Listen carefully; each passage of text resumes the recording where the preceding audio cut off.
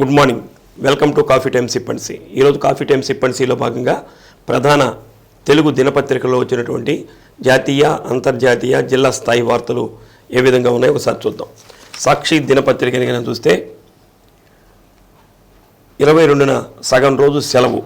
దేశవ్యాప్తంగా ఉన్న కేంద్ర ప్రభుత్వ కార్యాలయాలు సంస్థలకు ఈ నెల 22న సగం రోజులు సెలవు ప్రకటిస్తూ కేంద్ర ప్రభుత్వం నిర్ణయం తీసుకున్నటువంటి ఒక వార్తని మనం చూస్తున్నాం. ఇక రాష్ట్రానికి సంబంధించినటువంటి వార్తలు చూస్తే సామాజిక సారథి అంబేద్కర్ ఆశయ సాధన బాటలో సీఎం వై జగన్మోహన్ రెడ్డి. చరిత్ర ఎరుగని సాహసం. ఏకంగా 31.19 లక్షల మంది అక్క చెల్లెమ్మలకు ఇళ్ల పట్టాలు. ముఖ్యమంత్రి వై జగన్మోహన్ రెడ్డి గారు నిన్న ఆ చెక్కులు రీయింబర్స్మెంట్, వడ్డీ రీయింబర్స్మెంట్ చెక్కులు పంపిణీ చేసే కార్యక్రమం. సంపూర్ణ సామాజిక న్యాయం అన్నటువంటి ఒక వార్త కూడా నిన్న 4వ లిస్టుని వైసీపీ ప్రకటించింది. దానికి సంబంధించినటువంటి ఒక వార్త. గర్భగుడిలోకి రామ్ లల్లా, అయోధ్యలో జరుగుతున్నటువంటి రామ్ లల్లా విగ్రహ ప్రతిష్టకి సంబంధించి ఆ విగ్రహం కూడా అక్కడికి చేరుకున్నట్లు వార్త, ప్రధానమైనటువంటి వార్త. సత్వర ఉపాధికి గార్మెంట్ మేకింగ్ అన్నటువంటిది ఇంకొక వార్తను కూడా మనం చూడొచ్చు. విశాఖ అనంతపురం ప్రభుత్వ జూనియర్ కళాశాలలో కోర్సులు. ఈరోజు విజయవాడలో భారతరత్న డాక్టర్ బిఆర్ అంబేద్కర్ 206 అడుగుల కాంస్య విగ్రహ ఆవిష్కరణ కార్యక్రమం జరుగుతుంది. సాయంత్రం 6 గంటలకు సీఎం జగన్మోహన్ రెడ్డి గారు ఈ విగ్రహాన్ని ఆవిష్కరిస్తారు. ఇది స్వరాజ్ మైదానంలో జరుగుతుంది. అలానే 3 గంటల నుంచి ఇందిరాగాంధీ మున్సిపల్ స్టేడియంలో బహిరంగ సామాజిక సమతా సంకల్ప సభ కూడా జరుగుతుంది. దీనికి సంబంధించినటువంటి అన్ని ఏర్పాట్లు కూడా చేసినటువంటి వార్తని మనం ప్రధానంగా చూడవచ్చు. ఇక ఈనాడు దినపత్రికను కనుక చూస్తే గర్భగుడికి చేరిన అయోధ్య రామయ్య. 3 రోజుల జలాదివాసం, గణపతి, వరుణ పూజలు. అయోధ్య పోస్టల్ స్టాంపు విడుదల చేసిన ప్రధాని నరేంద్ర మోడీ. ఒక లోక్సభ, 8 అసెంబ్లీ స్థానాల్లో మార్పు. వైకాపా 4వ జాబితా వెల్లడి అన్నటువంటి ఒక వార్తను కూడా మనం ఈనాడు దినపత్రికలో చూస్తున్నాం. ఆంధ్రజ్యోతి దినపత్రికను చూస్తే యాంటీబయాటిక్స్ రాస్తే కారణం చెప్పాల్సిందే. పేషెంట్కి యాంటీబయాటిక్ రాస్తే ఎందుకు యాంటీబయాటిక్ రాయాల్సి వచ్చిందో అది తప్పనిసరిగా తెలియజేయాలన్నారు. కలెక్టర్పై వేటు సరే, కుట్రదారుల మాట ఏమిటి, లాగిన్ అయిందెవరు, లబ్ధి పొందింది ఎవరు అన్నటువంటిది నిన్న కలెక్టర్ గారిని వేటు వేశారు. దాని సూత్రధారులు ఎవరో వాళ్ళని కూడా తేల్చాలని చెప్పి డిమాండ్ చేస్తున్నారు. అంగన్వాడీలు చేస్తున్నటువంటి వాళ్ళు పెరగని పోరాటం. 38వ రోజు కొనసాగిన అంగన్వాడీల సమ్మె ఈరోజు 39వ రోజుకు చేరుకున్నటువంటి వార్తను కూడా ప్రధానంగా మనం చూడవచ్చు. ఇక జిల్లా స్థాయి వార్తలు కనుక చూస్తే నిన్న వైఎస్ఆర్ కాంగ్రెస్ పార్టీ 4వ లిస్టుని కూడా ప్రకటించడం జరిగింది. అయితే దీంట్లో మనకి స్పష్టంగా వచ్చినటువంటి ఫలితం ఏమిటంటే కనిగిరి వైఎస్ఆర్సీపీ ఇన్ఛార్జిగా దద్దాల నారాయణ యాదవ్ని నియమిస్తూ జగన్మోహన్ రెడ్డి గారు నిర్ణయం తీసుకున్నారు. ఇక్కడ బుర్రా మధుసూదన్ యాదవ్ గారు ఇక్కడ ఎమ్మెల్యేగా ప్రాతినిధ్యం వహిస్తున్నారు. మరి వారిని కాదని ఈ దద్దాల నారాయణ యాదవ్ గారికి ఈ పార్టీ పగ్గాలని ఇవ్వడం జరిగింది. 2014 నుంచి వారు వైఎస్ఆర్ కాంగ్రెస్ పార్టీలో కొనసాగుతున్నారు. వీరు జెడ్పీటీసీగా పనిచేస్తున్నారు. వీరి సతీమణి మంజు భార్గవ్ గారు హుస్సేన్పురం పంచాయతీ సర్పంచ్గా కూడా పనిచేస్తున్నారు. వీరు రియల్టర్గా, గ్రానైట్ వ్యాపారవేత్తగా కనిగిరిలో మంచి గుర్తింపు పొందారు. ప్లస్ సేవా కార్యక్రమాలు చేయడంలో కూడా వారు ముందున్నారు. ఇవన్నీ వారి సేవలను కూడా గుర్తించి వారికి కనిగిరి నియోజకవర్గ ఇన్ఛార్జిగా, వైసీపీ ఇన్ఛార్జిగా వారిని నియమించడం జరిగింది. ఇందులో ఇప్పటి వరకు అక్కడ ఎమ్మెల్యేగా ఉన్నటువంటి బుర్రా మధుసూదన్ యాదవ్ గారు ఎమ్మెల్యేగానే వారు కొనసాగుతున్నారు. ఇన్ఛార్జిగా వీరిని నియమించారు. మరి రేపు సీటు వచ్చేసరికి ఎవరికి ఇస్తారు ఏమిటనేది ఇంకా టైం ఉంది కాబట్టి మనం చూడాల్సినటువంటి అవసరం ఉంది. అంగన్వాడీ కేంద్రాల పోస్టుల భర్తీకి దరఖాస్తులు. మనకి జిల్లాలో 13 ఐసీడీఎస్ కార్యాలయాలు ఉన్నాయి. దీంట్లో అంగన్వాడీ కార్యకర్తలు ఆయా పోస్టులకు సంబంధించి కొన్ని కొత్త నియామకాలు చేస్తున్నట్లు కూడా ఒక ప్రకటన ఇచ్చారు. దీనికి సంబంధించి 19వ తేదీలోపు దరఖాస్తులు చేసుకోవాలన్నారు. అంటే 19 అంటే ఇవాళేగా, ఈ నెల 19వ తేదీలోపు దరఖాస్తు చేసుకోవాలని కోరుతున్నారు. జిల్లాలో 13 ఐసీడీఎస్ ప్రాజెక్టులో ఖాళీగా ఉన్నటువంటి 20 అంగన్వాడీ కార్యకర్తల పోస్టులు, 5 మినీ అంగన్వాడీ కార్యకర్తల పోస్టులు, 75 ఆయా పోస్టులు కూడా ఉన్నాయట. దీనికి సంబంధించి నోటిఫికేషన్ కూడా మనకి సాక్షి దినపత్రికలో చూడవచ్చు. ఎవరైనా దీనికి అర్హత ఉన్నటువంటి వాళ్ళు దానికి అప్లై చేసుకోవాలని చెప్పి కోరుతున్నారు. ఈరోజు విజయవాడలో డాక్టర్ బిఆర్ అంబేద్కర్ 206 అడుగుల కాంస్య విగ్రహం ఆవిష్కరణ జరుగుతుంది. దీనికి సంబంధించి ఒంగోలు నుంచే ఆ విజయవాడ వైపు వెళ్ళేటటువంటి బస్సుల్ని కొద్దిగా ట్రాఫిక్ మార్పు చేస్తున్నట్లు డిఎస్పీ నారాయణ స్వామిరెడ్డి గారు తెలియజేయడం జరిగింది. విజయవాడ వైపు వెళ్లాల్సినటువంటి వాహనాలను ఉదయం 9 గంటల నుంచి త్రోవకుంట, మద్దిరాలపాడు, చీరాల, జగ్గయ్యపేట, హనుమాన్ జంక్షన్ మీదుగా వెళ్లేలా రూట్ మ్యాప్ తయారు చేసినట్లు వారు ప్రకటించారు. కాబట్టి అక్కడికక్కడ మనకి ఈ పోలీసులు అవుట్ పోస్ట్ కూడా ఏర్పాటు చేస్తుంటారు కాబట్టి వాళ్ళు మార్గనిర్దేశకత్వం చేస్తారు. దాని ప్రకారంగా వెళ్ళాలని కోరుతున్నారు.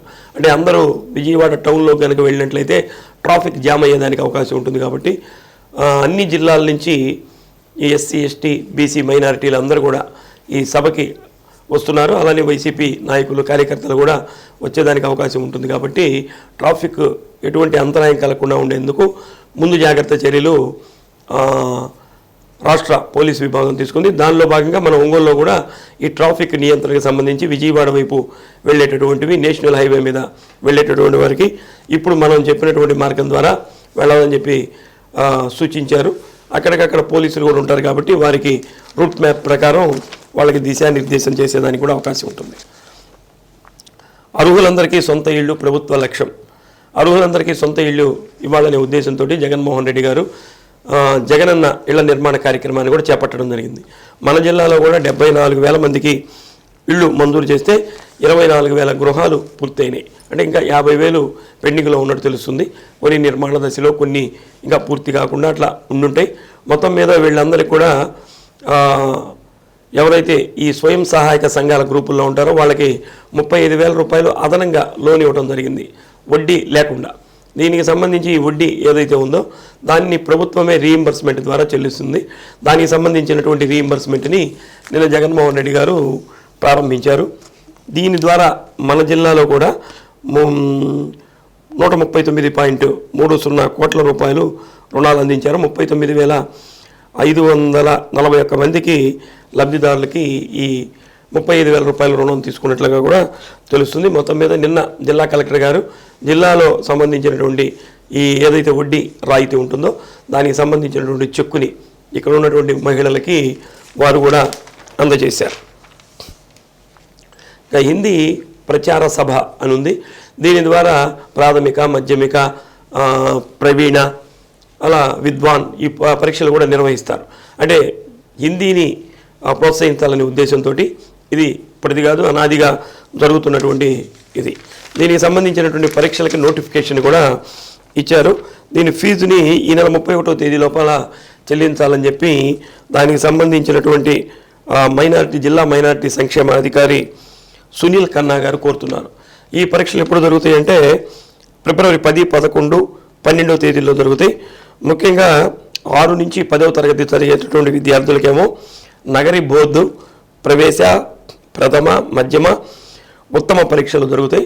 అలానే 11, 12 తరగతులు అంటే ఇంటర్మీడియట్ జరిగే వాళ్ళకేమో దానికి సంబంధించి విశారద, భూషణ్, విద్వాన్ పరీక్షలు జరుగుతాయి. దీనికి సంబంధించి ఎవరైనా ఈ కోచింగ్ తీసుకుంటున్నటువంటి వాళ్ళు ఈ పరీక్ష ఫీజు 31వ తేదీ లోపల చెల్లించాలని చెబుతున్నారు.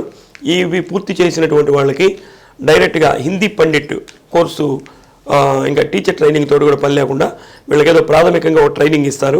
ఆ ట్రైనింగ్ తీసుకొని ఇంకా బీఈడీ చేయాల్సిన పనిలే, నేరుగా హిందీ పండిట్ కోర్సులకి వీళ్ళు ఎలిజిబుల్ సాధిస్తారు.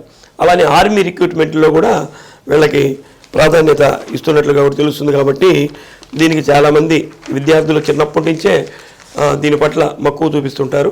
కాబట్టి ఇలా ఎవరైతే చదువుకుంటున్నారో వాళ్ళందరూ కూడా పరీక్ష ఫీజు కట్టవలసిందిగా కోరుతున్నారు. నేటి నుంచి కులగణన కార్యక్రమాన్ని శ్రీకారం చుట్టారు.